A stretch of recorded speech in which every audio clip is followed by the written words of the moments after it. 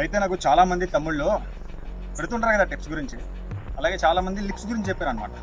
అన్న స్మోకింగ్ చేసి చేసి లిప్స్ చాలా బ్లాక్ అయిపోయి అన్న డార్క్ రెడ్గా అయిపోయి పింక్ కలర్లో మళ్ళీ న్యాచురల్గా ఎలా చేయాలి ఏంటన్నా చెప్పమని టిప్స్ అనమాట. అంటే ఏం తినాలి, ఏం అప్లై చేయాలి లిప్స్ మీద, అలా చేస్తే మళ్ళీ ముందులాగా మన లిప్స్ పింక్ కలర్ ఎలా ఉంది ఏంటి అనేది.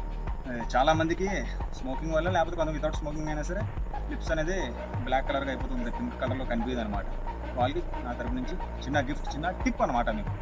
మీరు మార్నింగ్ లెగగానే ఓకేనా, చిన్న బీట్రూట్ ముక్క, చిన్న క్యారెట్ ముక్క, దాంతోపాటు ఒక హాఫ్ ఆరెంజ్ ఓకేనా, ఈ 3 కలిపి జ్యూస్ చేసి తాగండి. తాగేసిన తర్వాత మీరు ఇంట్లో ఉండేటప్పుడు, మీకు ఫ్రీ టైం దొరికేటప్పుడు, డైలీ మీకు ఏదో పూట ఇంట్లో 24 అవర్స్లో ఒక హాఫ్ అన్ అవర్ 1 అవర్ ఎంతమంది మీకు ఫ్రీ టైం దొరుకుతుంది కదా ఇంట్లో ఉండేటప్పుడు, మీరు ఏం చేస్తారంటే చిన్న బీట్రూట్ ముక్కని దంచండి. లేకపోతే మార్నింగ్ మీరు జ్యూస్ చేసేటప్పుడే కొద్దిగా ఒక కప్పు, చిన్నపిల్లలకి టానిక్ వేస్తే ఐడియా ఉందా, చిన్న 4 ml 5 ml మనకి కప్ వస్తుంది, సిరప్ కప్, అందులో కొద్దిగా ఆ బీట్రూట్ జ్యూస్ తీసి పక్కన పెట్టండి.